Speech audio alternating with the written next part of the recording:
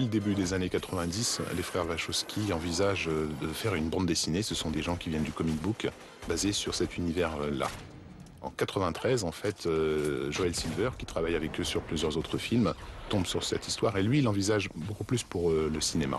La raison en est toute simple, c'est que Joel Silver est à l'époque pratiquement le seul gros producteur hollywoodien qui soit extrêmement familier de comic book, de manga et notamment de films de Hong Kong. Et donc cette espèce de tentative de synthétiser la culture populaire lui parle immédiatement.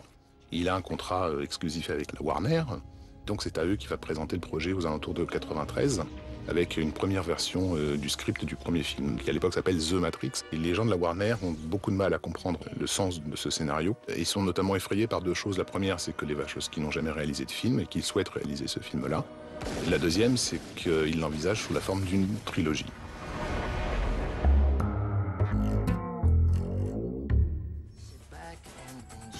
Entre-temps, les Wachowski vont faire leurs preuves en tant que réalisateurs en réalisant un film à tout petit budget qui s'appelle Bound, qui va leur servir à montrer que tout simplement ils maîtrisent la narration, le filmage, le découpage, etc. La Warner est partiellement rassurée, elle accepte de financer uniquement le premier épisode en attendant de voir. La Warner n'envisage Matrix pas vraiment comme un film de cinéma, mais plutôt comme un produit très adapté pour le marché vidéo, pour un public geek. On ne voit pas du tout ce projet comme un projet susceptible de ramener un grand public en salle.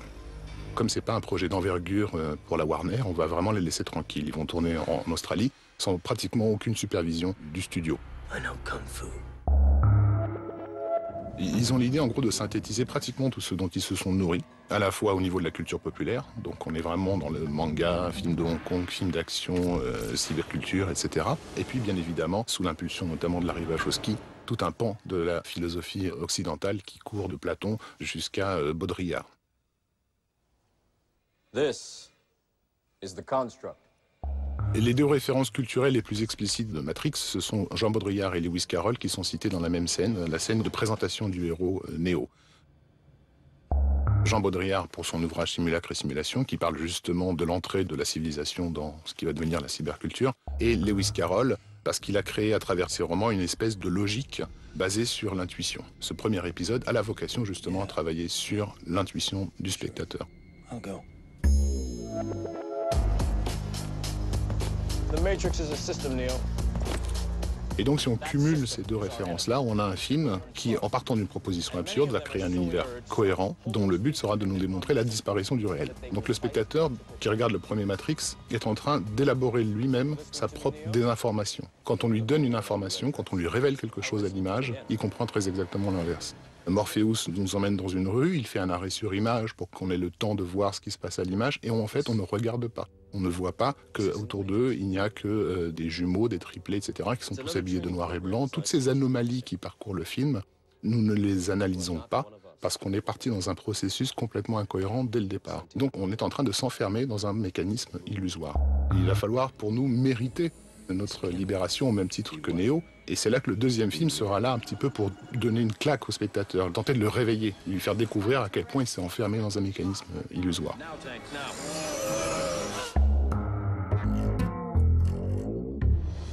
Il faut savoir que la saga Matrix donc, est conçue dès le départ comme une trilogie, dont chaque épisode correspond à une tonalité précise. Le premier épisode est intuitif, le second est logique, le troisième est, on pourra dire, mystique, philosophique. On ne peut accéder à la compréhension de la séquence finale du troisième épisode lorsque Neo dit « j'ai le choix » que si on a baigné dans ce récit, si on a accepté d'être malmené. Donc ce sont d'une certaine façon des films qui nous invitent un petit peu à lâcher prise. D'ailleurs c'est pour ça qu'on retrouve un bon paquet de références bouddhistes et hindouistes dans l'œuvre. La plus importante de ces références étant bien sûr celle du jeune yogi et de sa cuillère qui passe son temps à travers la saga à répéter « la cuillère n'existe pas, c'est ton esprit qui se tord ». Là c'est un appel qui est fait au spectateur. Le film que tu es en train de regarder n'existe pas. C'est ton esprit qui est en train de créer ces mécanismes à l'écran. What truth? There is no spoon. Le jeu entre l'intuitif et le logique, il est par exemple dans la scène de combat entre Neo et l'agent Smith. Quand on découvre le film, on découvre tout simplement un combat Si on regarde le deuxième épisode et qu'on revient ensuite sur le premier, avec un regard plus logique sur ce qui se passe, on s'aperçoit que la présence ou l'absence de lunettes annonce la vulnérabilité ou pas de l'élément. Avoir des lunettes ou ne pas les avoir, c'est la différence entre un 0 et un 1 dans un univers informatique, c'est-à-dire ouvert ou fermé. Dès l'instant où ils se cassent leurs lunettes, ils sont ouverts. Lorsque l'agent Smith revient et qu'il a remis ses lunettes neuves, il est fermé. Depuis le début, on n'a jamais été ailleurs que dans un univers informatique, sous la dictature d'une logique binaire, complètement cohérente et complètement logique, justement. Donc revoir le premier Matrix en mettant de côté tout ce qui est intuitif et émotionnel et en se concentrant exclusivement sur le logique, nous donne un tout nouvel aperçu du film. Une des façons amusantes, intéressantes de revoir la saga Matrix, c'est de considérer chaque personnage non pas comme une personne, mais comme une partie de sa conscience, de sa psyché. Et là, on découvre que tout ce qui se passe dans Matrix est véritablement quelque chose qui se passe à l'intérieur de nous. Si on veut se libérer, la libération ne viendra pas de l'extérieur, elle viendra de la façon avec laquelle notre être intérieur va se développer. Neo, c'est notre conscience, l'agent Smith, c'est l'ego, l'oracle, c'est l'intuition qui va nous mener vers le chemin de l'aventure, etc., etc.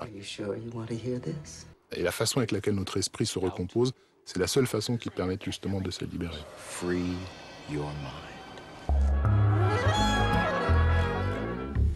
À titre personnel, je pense que la saga dans son ensemble va marquer et qu'un nouveau public sera en mesure de découvrir tous les enjeux à la fois esthétiques et narratifs que ce film a osé.